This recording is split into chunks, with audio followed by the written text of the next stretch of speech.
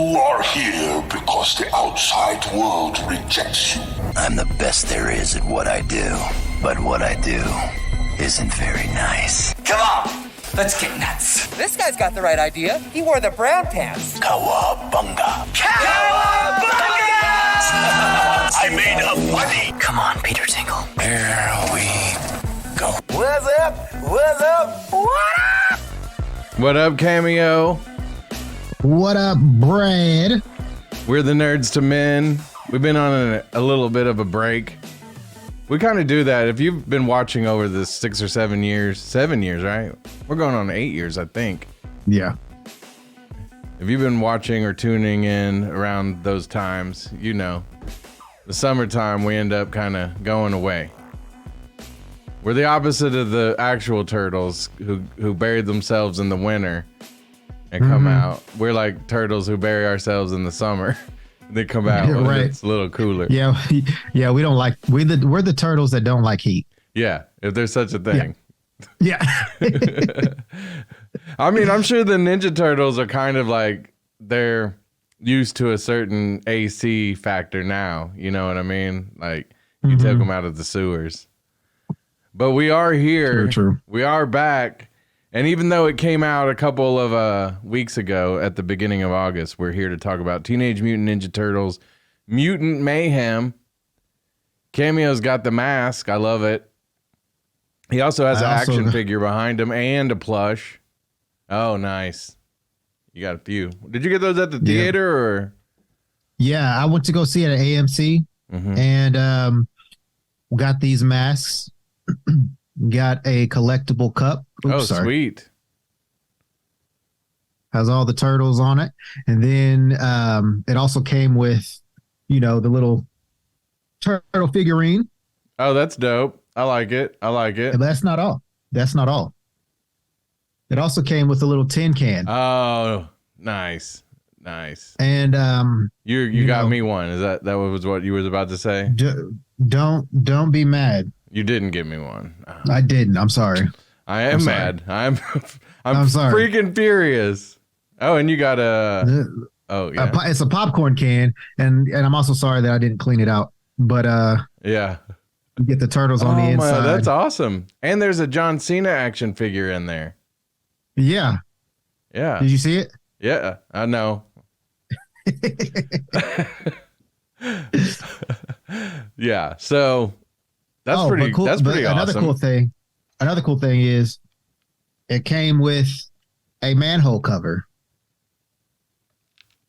That is sweet. It says, I don't know if you can make it out, but it says NYC sewer. Oh, nice. Yeah.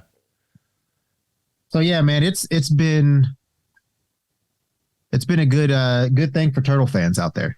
Well, and for those of you who are listening on the Apple or wherever you listen to podcasts, there's a bunch of them.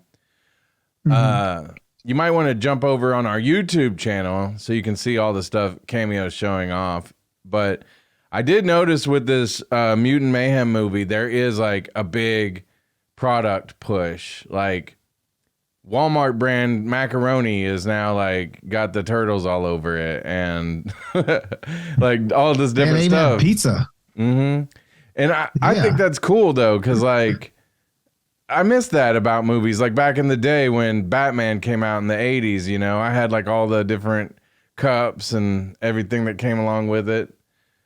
And it also is kind of a testament as to why you should go to the theater still.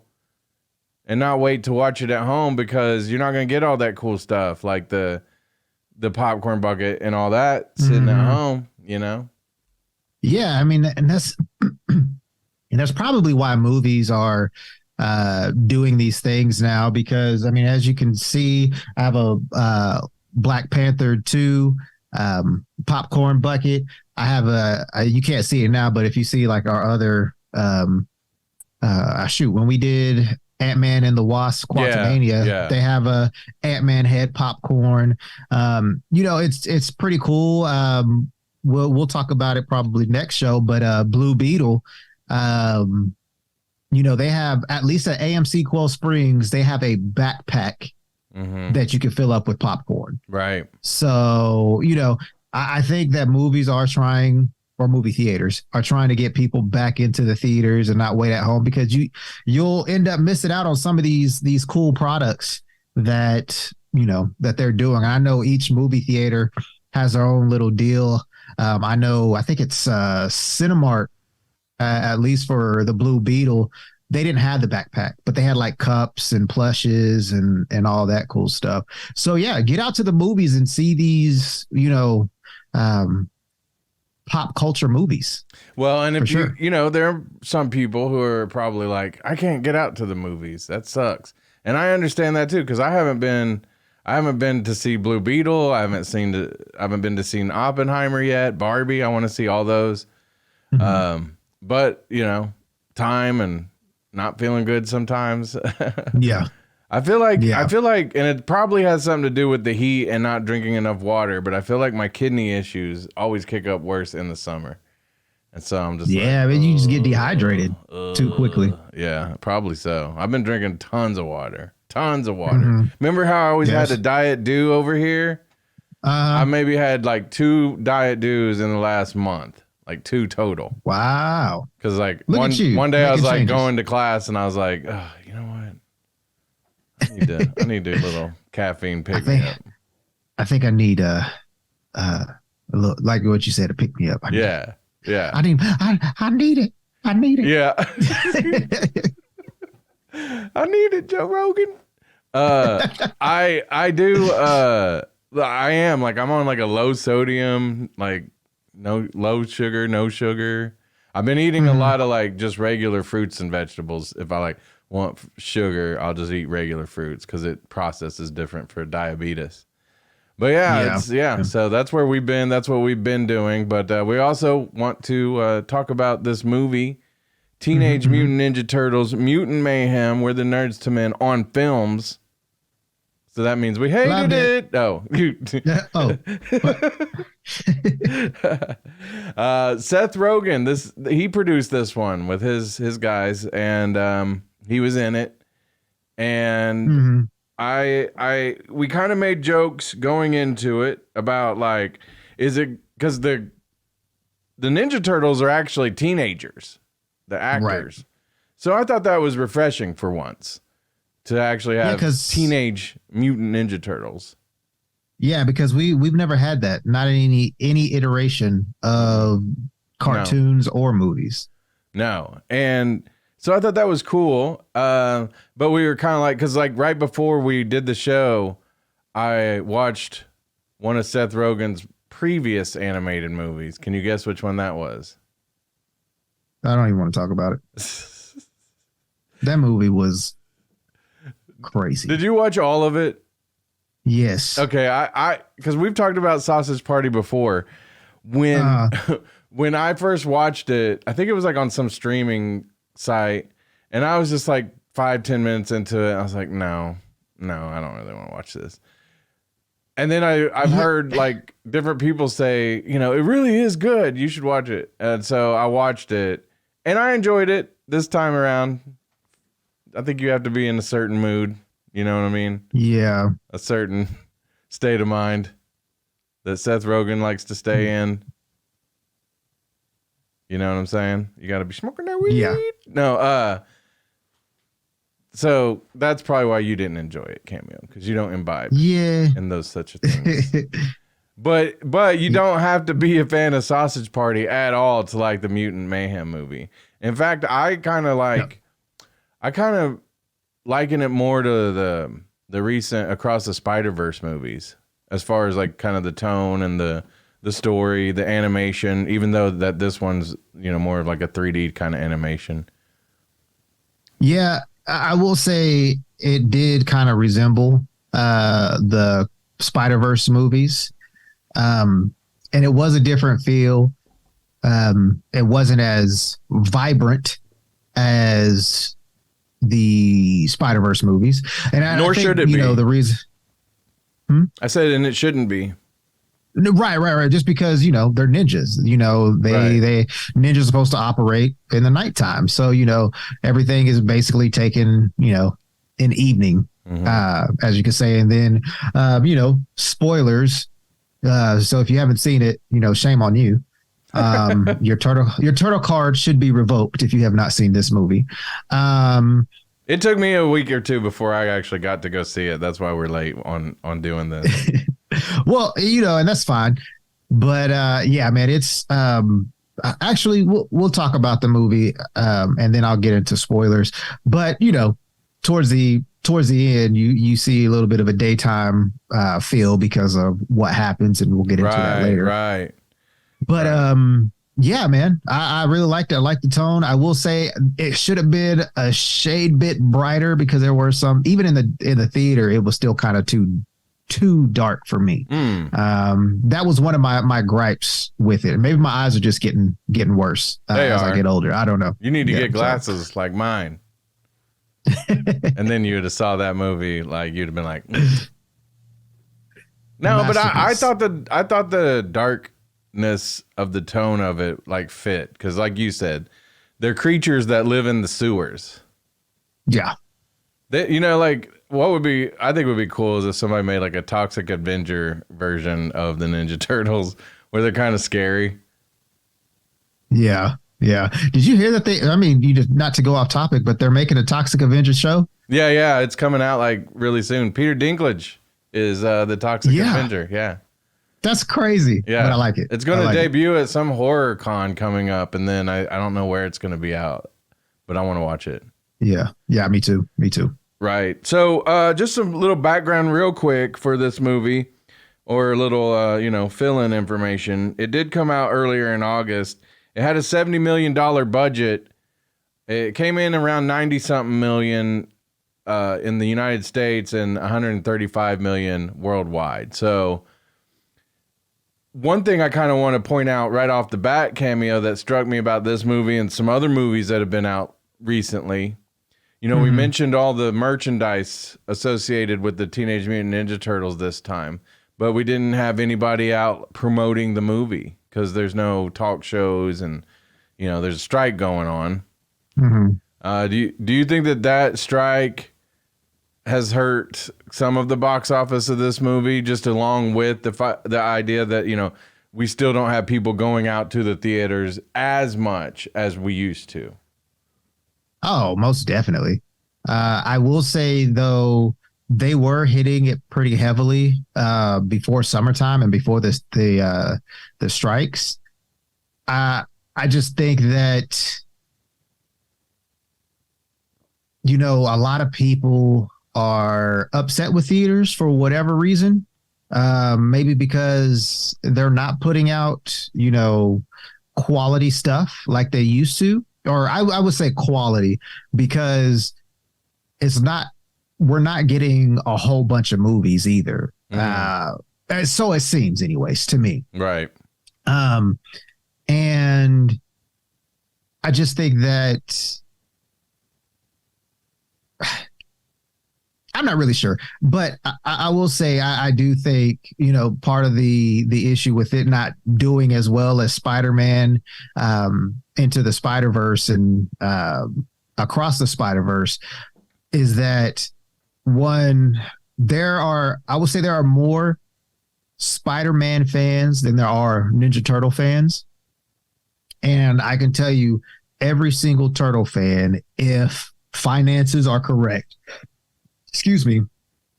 they went to go see this movie. And I can guarantee you all of that money is basically from Turtle fans. I agree with that. I also think that this might be controversial, Cameo, but I would guarantee that about half, I think that there are more fans of the cartoon and the movie back in the day than necessarily like the comic books. And it's just because I don't, we read comic books, but we know it's not a widely, popular thing. There's a lot more people that probably go to the movies than read comic books. I think I can safely, I think I could safely say this, and watch TV than read comic books.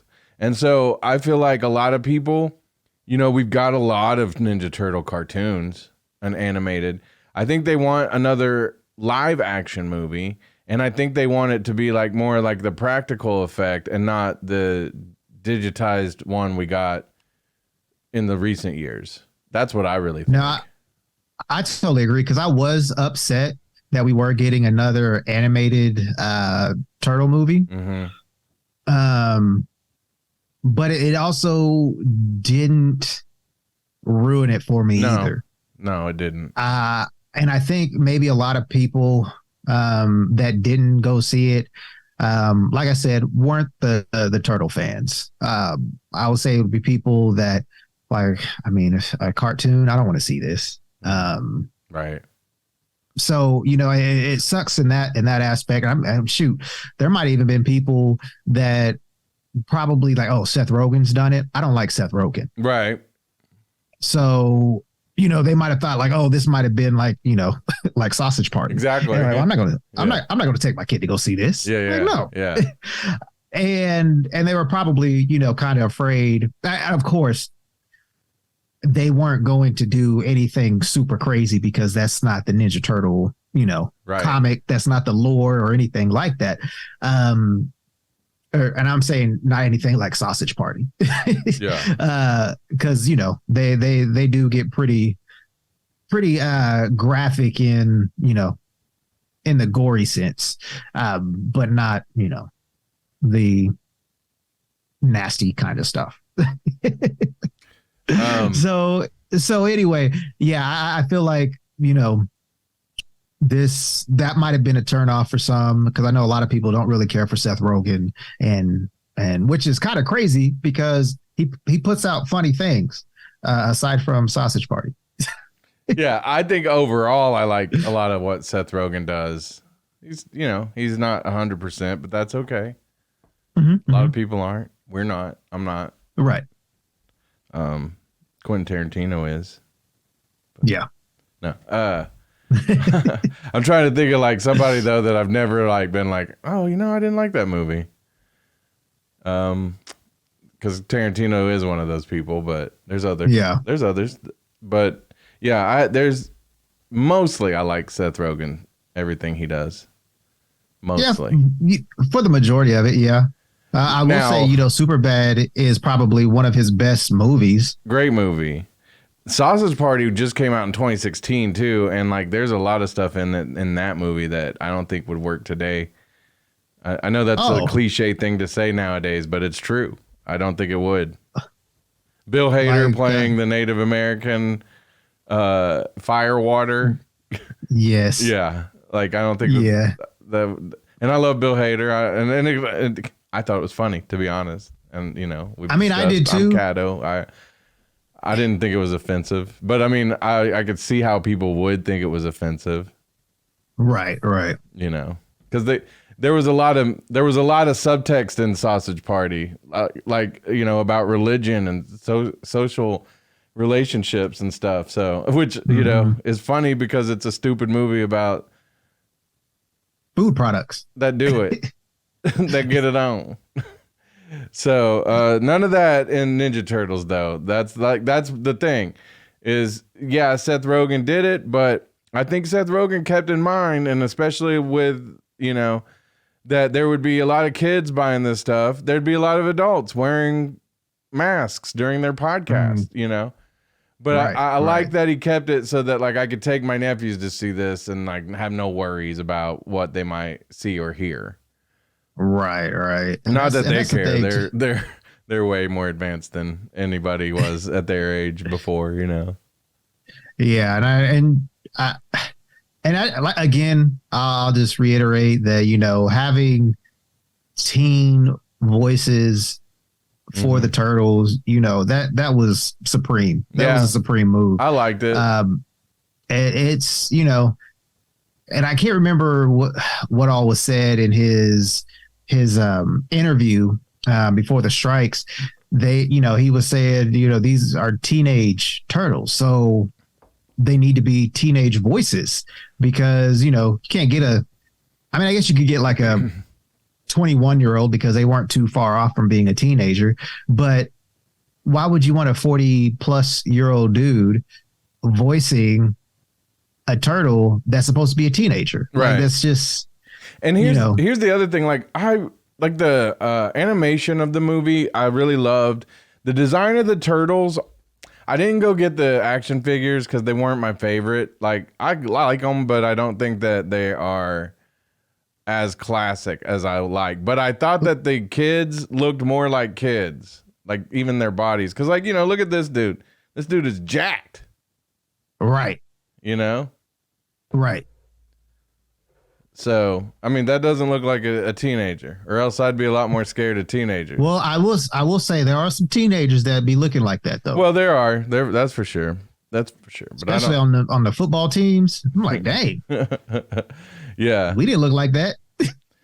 But I'm just saying, like I do like what they attempted to do with them, but overall, it's not my favorite design of the Ninja Turtles. I like the movie Ninja Turtles. I like this version. I like the one that you showed me before the show, the Mirage. The comic ones? Those are the cool. Mirage comics? Yeah, I want one of those. You said you got like one of the last ones of where you saw them. Yeah. So I was like, man, I had to. But the Mutant Mayhem ones, I don't know. For some reason, I don't know. I wish that like I could get one. I think the problem, Cameo, is I'm waiting to maybe have somebody put it out like NECA or something that's not Walmart. And no offense to Walmart, but it looks more for kids on that toy than like a collector would want. Yeah, Playmates, they don't really do their action figures any justice. But I will say, you know, they have that old school feel to them though, like that old school, the ones we got in the Playmate ones back in the day. Right. And yeah, they do have that. You know, that's true. But these have a little look. Yeah, these definitely have a little bit more articulation than the other ones that when we had in the 90s. Yeah. So, you know, that's kind of cool. And, you know, with these, they actually look like the movie. They do. And, you know, Playmates kind of did that with the, I think it was the second 90s and the third 90s movie where they made them kind of look like the actual. Oh, yeah, like the movies. Yeah. Yeah. But they were kind of, but not like now the ones that we got like a few years ago that look like, especially like the ones that are a foot tall with the gleam in their eye. Yeah. I still need to get my hands on some of those because my buddy Derek over at No Regrets Tattoo down in the Plaza district of Oklahoma City. You can go and check him out in his little tattoo booth. Like he's got them. And like I say, their eyes really do gleam. And you're like, I want it. Like, I want to keep it as like a pet, like my little pet Ninja Turtle. And feed it pizza. Yeah. Put it like on the couch next to me, like watch TV and stuff. And that would be sad. Cameo, I will say though, audience reactions, I was surprised at one, but I'll save that one for last. The IMDb though, 7.5 out of 10. I kind of figured that would be the norm, you know, but that's a little low for me. 75 on this grade. I would give it a little higher. We'll talk about it in a sec, but Rotten Tomatoes was 97%. That's high. Yeah. So yeah, a lot of people liked it. I love the soundtrack. Trent Reznor from Nine Inch Nails was, I believe, him and his partner that they do a lot of soundtracks. And I think that guy has joined Nine Inch Nails now, but I'm forgetting his name right now. But they, Atticus, I think is his name.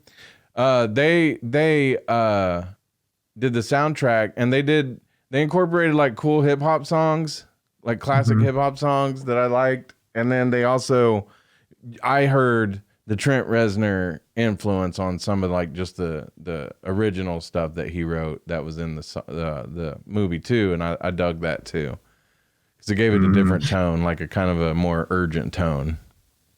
Yeah, and this is kind of crazy. I'm bringing this up because I brought this movie up when we first started talking about it. But Across the Spider-Verse, you said Turtles had gotten 97%.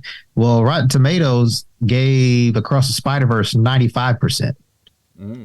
So, you know, Interesting. Two different movies, two different, heroes, or I say, two different style of heroes. I'll say that.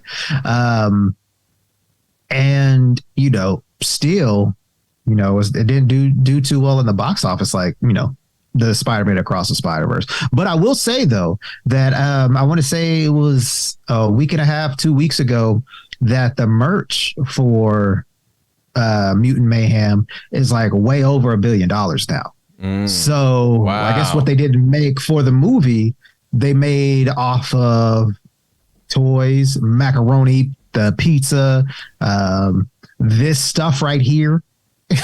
So I really hope that like these kids signed a little deal that was like, whatever the box office is, cool, but we get a little cut of that merch too. Right. Because all of a sudden they sell billions of dollars of merch. They got a lot of money in their pockets. Right. And, speaking of making, smart money choices like that, the voice singer for The Lion King, I can't remember his name, but he played like a young Michael Jackson when they did the Jackson 5 movie back in the day. Well, instead of them Disney paying him, I think it was like $50,000, or it was some kind of like low amount of money, but still a lot of money at the same time. Right. I guess his mom was like, no, don't sign that. Sign the other one where it's just like he gets residuals and he's like a millionaire because of just the Lion King songs. So it's like that's some good money choice making moves right there. I'm trying to remember which movie it was. I feel like it was Matt Damon that said that he's like gonna go down as like missing out on the most because they had offered him some movie and he turned it down, and they had offered him like a really big cut of like the sales, and like the movie went on without him and sold a bunch. And he like, I can't remember which movie it was, like Titanic or something, I don't think Titanic is quite the one, but it was something like that. No, I kind of remember that story too. Yeah. That's It would suck to miss out on something like that. But if you're like successful at that point, you're like, whatever, I'm sure. Right. It's okay. I could have been that. I'm pretty sure Daniel LaRusso is upset that he didn't do the Back to the Future franchise. Oh, was he originally considered? Yeah. Oh, wow. Yeah, he was the original choice because how successful the Karate Kid did. But I think he did an interview saying that I missed out on that. But the thing is, we were already filming for Karate Kid 2. Yeah. So it was like it was either that or this. But sometimes you got to make those choices. Yeah, and here's the other thing. I don't think he would have been good in that. I can't see anybody but Eric Stoltz as Marty McFly, Yeah, Eric Stoltz killed it. Yeah, he was so good. So, all right, back to our Teenage Mutant Ninja Turtles cameo. The cast, look up the cast. There's a ton of famous voices. Jackie Chan as Splinter.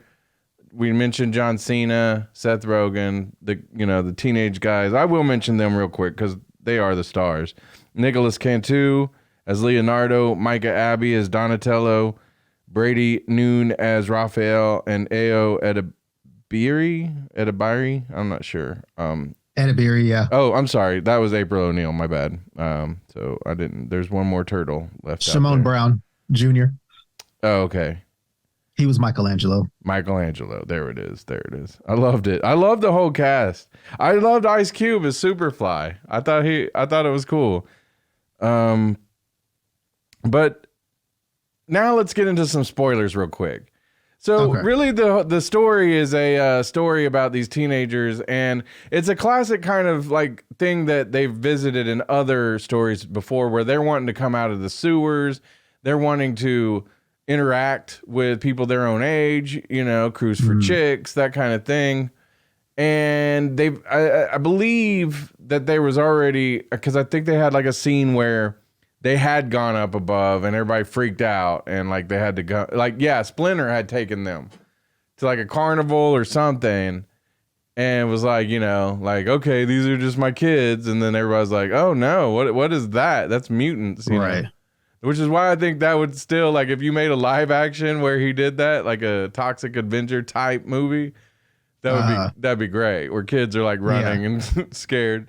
But so they meet April O'Neil. She's gonna help them kind of prove to people that they're good people, that they're helping, because, you know, people aren't sure whether these turtles that they're hearing about are good or bad. And there are other mutants that are bad for sure that people are aware of. And so it's really a story about fitting in and how people treat people who are different. That's the biggest takeaway from, I feel like, the movie. Because, like, you know, everyone desires to fit in. And then I think it's great because, you know, you look at these guys that are heroes to a lot of people, to kids, who are like the Teenage Mutant Ninja Turtles or somebody we can think of as heroes, but they also go through being lonely and not accepted too. So I like that. Right. I like how they, you know, stay true to that kind of feeling with the Turtles throughout, like, all the iterations of them, and they did it here too. Some of the villains, though, I was a little bit kind of like, they're not villains. They're not even villains. Yeah. None of them were villains. They were misunderstood. Right. So do you think that that is going to branch away in some movies that come? Like, spoiler alert, Bebop and Rocksteady. You think they'll be bad in the next movie? I really hope so. I will say that's what really irked me in this whole, you know, movie, is that, you know, Superfly had made, you know, it was his family, you know, their version of the Turtles. They were, you know, misunderstood, but instead of trying to find a way to be liked, they rather had, they enjoyed, well, at least Superfly did, wanted people to fear him. Because if you know, watch the movie, you know the backstory of why that is. Yeah, it's a true thing. A lot of people get rejected by people or whatever, and then they fight against them instead of trying to find a way to bridge that gap or whatever. Right. And that, like I said, that was one of my biggest gripes in the whole movie, is that some of these characters in different iterations, they were, you know, what's the word? Like anti-heroes at some point in the comics and, you know, in some of the TV shows.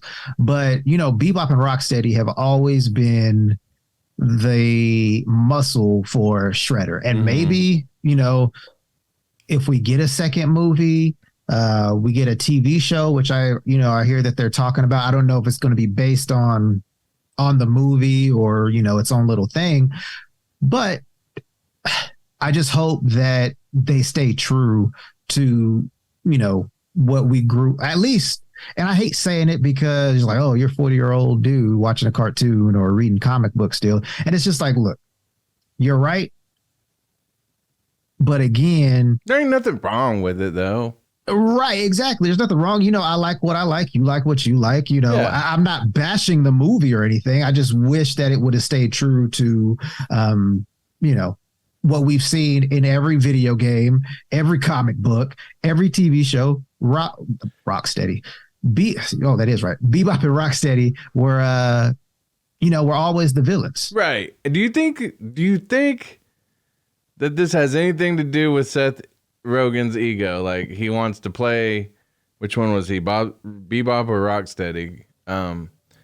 He was Bebop, the pig. You know, so do you think he wanted Bebop and Rocksteady to kind of be good guys because he's playing one of them? Because I don't know why he would do that, but I also didn't really understand why those guys out of everyone would have been the redeemable characters. Like, just let them be the bad guys. Let them be the tough guys that they are. You know, maybe they help out this time, but they're still antisocial and stuff. But they I don't know. It didn't paint them the way that I would kind of had the preferred too.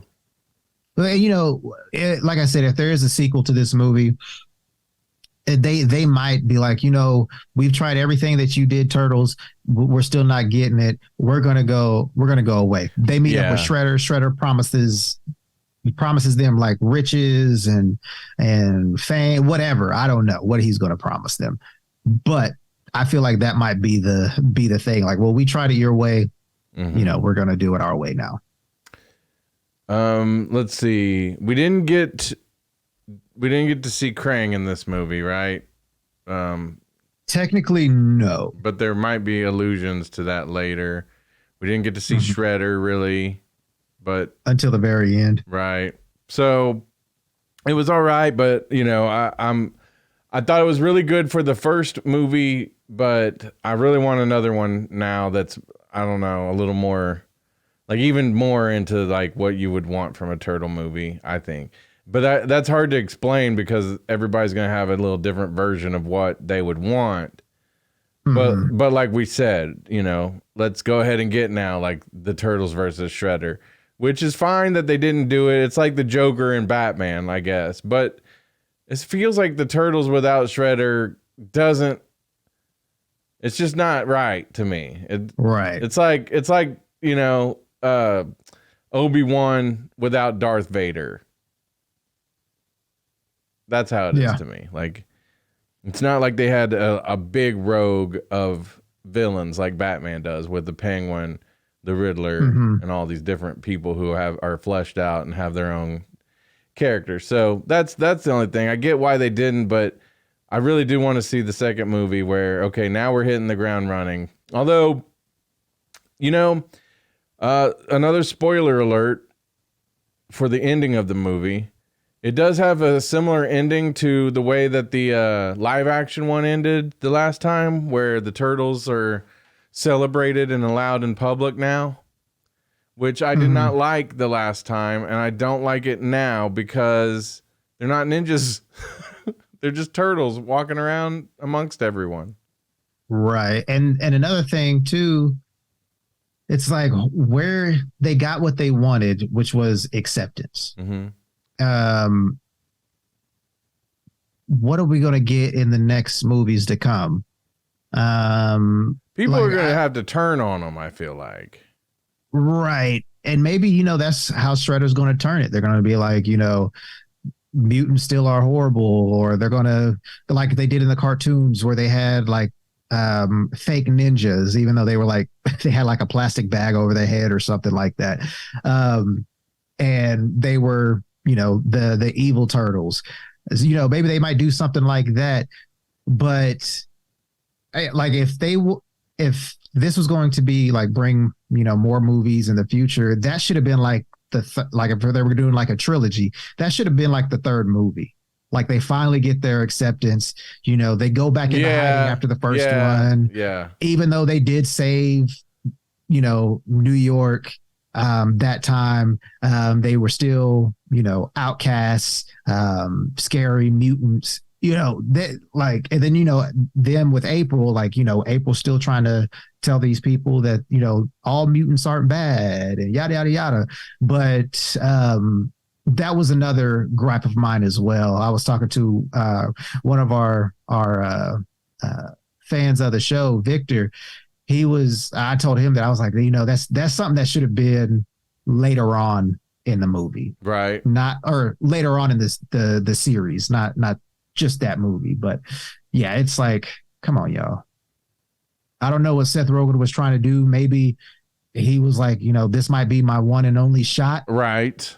I'm going to put this out there. If it sticks, great. I'll do some recon later. But, I gotta make this, what my vision is first, and then we'll see what happens afterwards. But see, if it were me and I was like, man, I'm only gonna get one movie maybe out of this, I would have had them hitting the ground running again. Like, okay, maybe, because like that first movie, I hate to just keep going back to the one from the 90s, but that first movie was a great setup. There was a crime wave going on with the Foot Clan. People didn't know what was going on because they were ninjas. Then you got these Ninja Turtles that they're not even sure what's going, like it was all being done in the shadows. It was all being done, in the dark and the subways. And I mean, that's, but then, like you said, maybe the only thing that can maybe pull it out of that is that like maybe Shredder comes in, he recruits Bebop and Rocksteady to help him, and they set up the Turtles to make them look bad, and everybody turns on them, so they have to go back into hiding. That's because other than that, I like you said, if you're going to have the acceptance at the end where, okay, now they're just regular turtles, they're not even teenage mutants anymore, they're just turtles living amongst people. Right. I mean, they're still mutants, but you know what I'm saying? Like, yeah, like all the things. Then I don't know. It takes away kind of the point of it all, I think. So that's what my only gripe with it. I thought overall it was a really good movie. I would probably give this movie 90. Like I'll give it a high 3. A high 3. I like it. Yeah. All right. Like their hands so creepy. They should sell like turtle gloves that make you look like you got turtle skin, and you have to shove your hands in them like that. That'd be crazy. But yeah, like I'd give it a 90 because I feel like it was a good movie that if it only is the only one, it stands alone on its own. I liked it. I'll watch it again. Maybe not a bunch, but I enjoyed it. Yeah, I'll have to agree with you. I'll give it a 90. Like I said, I told you my couple gripes with it, but it didn't take away from me enjoying the movie, enjoying it with my family. And if you haven't seen it yet, and you listen to the spoilers, shame on you. But if you don't care about the spoilers, that's cool too. But go check it out because you will enjoy it. Turtle fan or not. My wife, she's not a turtle fan by any means, and she really enjoyed it. And the runtime, hour 37, I think, is around that. So I enjoyed that because some of these movies lately are just too dang long, man. Too dang old long. Yeah. Less it's a lot shorter than Across the Spider-Verse. Yeah. Rip to Dale. Did you hear about that from the show about King of the Hill? Oh yeah. And if you're watching this sometime the week of August 28th, Arlene Sorkin, voice of Harley Quinn, passed away over the weekend. So yeah, shout out to, the families that, lost these iconic voices. You used to watch Bob wrestling. Barker. Oh yeah, Bob Barker. Yeah, man, it's just everybody and their mom is passing away this weekend. Bob Barker passed away? Mm-hmm.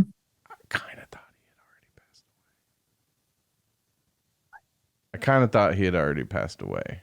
I did too. And I felt bad. Yeah. But he was 99. I didn't even hear that he had passed away. Yeah. Hey, so you used to watch wrestling, and I think it may have been, you might have caught some of this guy during the period you watched it. Bray Wyatt, do you remember him? Yeah. He passed away this past week. You know what? Our boy Act Right posted that. Yeah, that's crazy, man. It's sad because, I still watch wrestling. I kind of watch it like half-heartedly. Like part of me hates it and part of me still watches it just because. Just see what's going on. Yeah.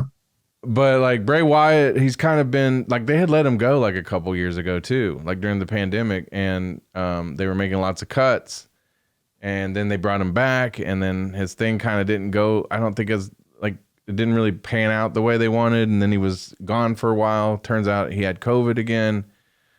So it's sad because I know that he probably wanted to do more, and we have to consider in our lives that you might not always know how much time you have to do those things. So do them now. Yep. Wear your Michelangelo mask during a whole podcast. You're right. don't hide in the shadows of who you really are. Ooh. Maybe that's why they decided to have the ending they had. Good one, Cameo. Yep. So yeah, I like that. We got a few things planned. We're gonna have an Ahsoka show here pretty soon. First couple episodes I enjoyed. I want to talk about them, so we'll do it on a different episode though. We also I will go drag myself to go see Blue Beetle. Not that I have to drag myself to see that. I want to see it, but it's just hard to get to the theater right now. So yeah. So yeah, that's what's up. That's Nerdz II Men on Films, Cameo. I leave you with a robot Shazam. And I leave you with an awesome possum. Go Lakers. Nice. Have a great weekend, Cameo. Peace. Smile and put on a happy face. Wakanda forever! This is the way. This is the way. This is the way. That was awesome! Freeze all motor functions. Hate it.